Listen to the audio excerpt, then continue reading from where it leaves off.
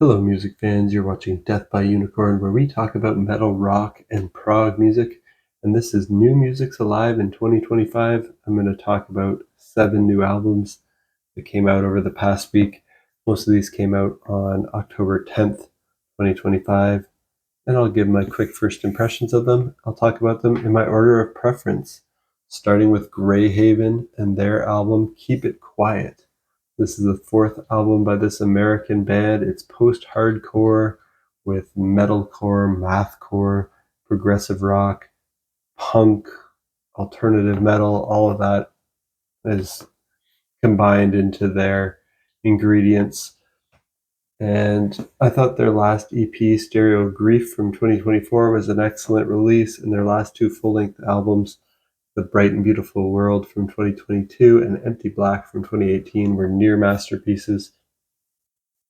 The singles they dropped ahead of this album, Burn a Miracle, Cemetery Sun, and Where the Light Leaves Us, all really amazing stuff. So I was really excited for this. All in all, I think this is their best album yet. It's another near masterpiece album for me. If you're a fan of Every Time I Die, Idola, Better Lovers, Hail the Sun, Dance Gavin Dance, Vanna, The Callous Cowboys, Dillinger Escape Plan, definitely check this out. It's like a mix of those bands. Another release in the category of really fast guitar post-hardcore music. They've got the perfect mix of clean and harsh vocals. The clean vocals have really catchy, almost pop punk level catchiness, but the harsh vocals and the heavier parts could be among the most mosh pit inducing vocals of the year. And the singles they chose are probably my favorite tracks on the album currently, with Cemetery Sun as my favorite. That closes the album. Burn a Miracle is a close second. Will Putney, the guitarist in Fit for an Autopsy and Better Lovers, he produces this album, and his production's always great. He's produced albums for Every Time I Die and, of course, his own band Better Lovers, both of which are bands I love. So if that sounds good to you, check out Keep It Quiet by Greyhaven. Next up, I'm going to talk about Squeaky Feet and their album Overview Effect, the second album by this American band. And it's progressive rock with hard rock, jazz fusion. They're a bit of a jam band. They've got some funk, almost metal moments on here, some art rock, space rock, and psych rock vibes. And I'm putting this one by Squeaky Feet in my excellent tier. I thought their debut album was very good. The single I heard from this ahead of time is called Irish Goodbye. That's really enjoyable, so I was looking forward to this. And I like this even more than their debut. It's a bit less jazzy, though still kind of jazzy. And it actually has a bit more of a hard rocking and heavier sound than their debut, though it stays completely in the clean vocal territory. It never goes harsh. This has even more catchy vocal hooks than the debut. The guitar playing is still out of this world. And every time they do a lead or solo, it melts your face. The closing track is an almost 16-minute prog epic track, and it's the title track, Overview Effect. And I think it's interesting that they wrote about the Overview Effect this year, as that's also the theme of Steven Wilson's latest album. And the Overview Effect's the cognitive shift that astronauts experience when they see Earth from space.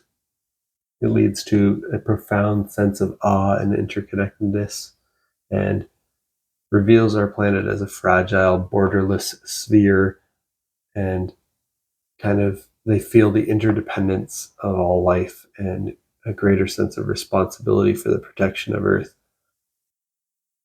And this album really starts off strong right away with Irish Goodbye, which is my current favorite track on the album. And the album really doesn't have any duds. It's solid the whole way through.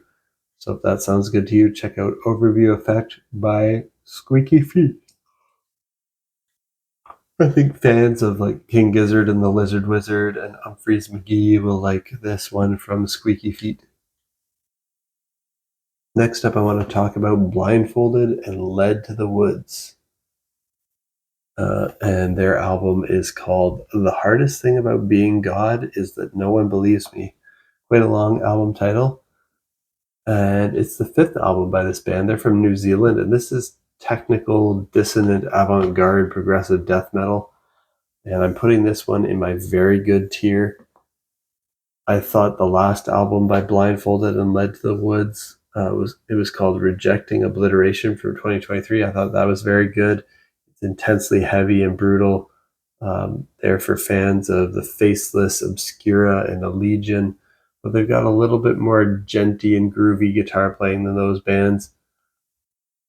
And I heard two singles from this one ahead of time. I enjoyed those, Cafune and Compulsion. All in all, I think this album's even better than their last. It makes me interested to hear what they do next and explore more of their back catalog. Cafune is my favorite track currently on the album. Lots of fast tremolo picking guitar riffs. If you listen to this one, you do have to be ready for very intense, brutal, harsh vocals pretty much the entire time. There's maybe some very brief, clean vocal moments, but they're almost non-existent.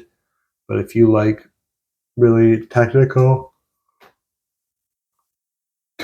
fast death metal with a little bit of progginess and deathcore sprinkled in, check out The Hardest Thing About Being God Is That No One Believes Me by Blindfolded and Led to the Woods. Next up, I'll mention Jacob Collier and his album The Light for Days, the sixth album by this artist from the UK, and this is progressive pop rock with folk, singer-songwriters, soul, and R&B influences, putting this in my very good tier as well. I had mixed feelings about the last album by Jacob Collier, which had some songs that were among my favorites and best songs of the year, but had also some that I found really annoying and irritating. So I was hoping I would more consistently enjoy this one from Jacob Collier, because when he stays at the top of his game for a whole album, he has potential to really be excellent for me.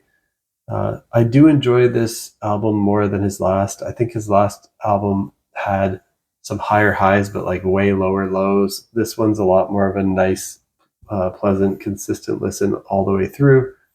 And it reminds me a lot of the band Bon Iver, but with a bit like that kind of indie. They're an indie folk rock band that has some electronica influences from time to time. So he reminds me a lot of them on this album, but he's got some more noodly technical acoustic guitar lead runs than they would do. And I was pleasantly surprised to hear he included a cover of Norwegian Wood by the Beatles as well, which is a song I really love. He takes some liberties with it. Rhythmically and melodically, he delivers a more like technically impressive and intricate version of the song than the Beatles do. Though I do still appreciate the Beatles version more for its charm and the sitar and the Beatles vocals and the originality of it at the time. Jacob's vocals, though, and guitar work through the whole album are just great.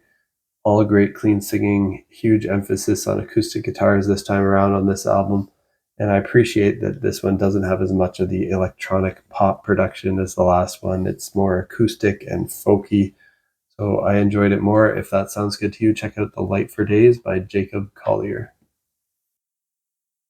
And next up, I want to talk about Atomic Rooster with their album Circle the Sun, the eighth album by this band from the UK. And this one's kind of more of a hard rock album with progressive rock and blues influence.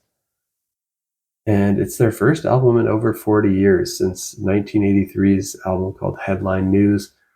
This band, Atomic Rooster, formed way back in 1969, and I'd never listened to an album by them before, but I knew that Carl Palmer of ELP fame used to be in the band, so I'd heard the name Atomic Rooster. And I listened to the single from this album ahead of time. No More was the name of the single, and I enjoyed that, so I added this to my list to check out. And the whole album, very good, very enjoyable. Lots of Hammond organ for fans of Deep Purple. Definitely check out Circle the Sun by Atomic Rooster. It sounds like an album that came out in the early 70s. If someone played it to me and said this is from the early 70s, I would believe it. But it's a modern album and it's pretty cool. And last one for my very good tier today is by the band Testament, and it's their album Bellum, the 14th album by this American thrash metal band. They've got some death metal, melodic black metal, and heavy metal influences here. And I've never been a huge fan of Testament or thrash metal in general, besides some of the more progressive thrash metal bands like Vector and Voivod, or some select albums from Metallica and Megadeth. I do enjoy when some non-thrash bands dabble in thrash as well. Like I like when Mr. Bungle and King Gizzard and the Lizard Wizard put out thrash metal albums. But here with this one, I enjoyed the singles I heard ahead of time, which were Infanticide AI and Shadow People. And this album by Testament, it opens up way more extreme and brutal than I expected it would, with the opening track For the Love of Pain having really intense, harsh vocals. Overall, this is a solid, heavy thrash album with great playing, but really nothing game-changing here. And I have one more album to talk about today in my video today, which is Mark Trueack and his album Journey's Groove, An Adventure in Life, the second album by this artist born in the UK, who relocated to Australia and I think now is located in Thailand. And this is kind of progressive pop rock with funk, world music, and jazz influences, but it's more singer-songwriter focused. Mark Trueack is a great singer. He sings in Unitopia, a band I love, and United Progressive Fraternity. I also enjoyed his debut album, which came out earlier this year. It was very good. The single from this new album, Show Me How to Love, is a great one too. And the whole album here is like a concept album telling the story of his life, I believe, where every track, except for 2 of the 14 tracks, contains a year at the end of it, of the track title, like 1959, 1965, 1969, all the way up to 2023 and 2024. Of course, he doesn't have a track for every year of his life. It's maybe some like key moments and milestones in his life where he wants to kind of express the emotion and the events that were going on in his life at that time. There's some narration on this album, which I'm not sure how I feel about. Not usually a big fan of that. Every now and then it can be fine, but yeah, I wasn't too big on the narration. But Mark Trueack's singing voice is really great for his age. I believe he's got to be getting close to 70, if not already there. And every track on the album is really well performed, arranged beautifully, really well produced. Most of the songs here aren't very progressive, though. So I came in, knowing his stuff from Unitopia, kind of expecting a bit of a progressive rock album. A lot of these are more straightforward singer-songwriter songs, a lot of like 4-chord songs where maybe they put in some interesting arrangements or use some interesting instruments like horns. So I don't like this as much as his debut album, and I definitely don't like it as much as his stuff in Unitopia, which is my favorite work from him. But it's just a tad long at 67 minutes, but it's still a good album. You can hear Mark Trueack's talent shine through, mostly in the vocal department and songwriting. If that sounds good to you, check out Journey's Groove, An Adventure in Life by Mark Trueack. And that's it for my first impressions of these 7 new albums that came out. They all came out on October 10th, I believe, 2025. What do you think of these albums? Let me know down in the comments. And did anything else come out recently that you think I might enjoy? Also let me know. And if you like metal, rock, and prog music, you're in the right place. Hit that like button, hit that subscribe button to stay in the loop on when I post new videos.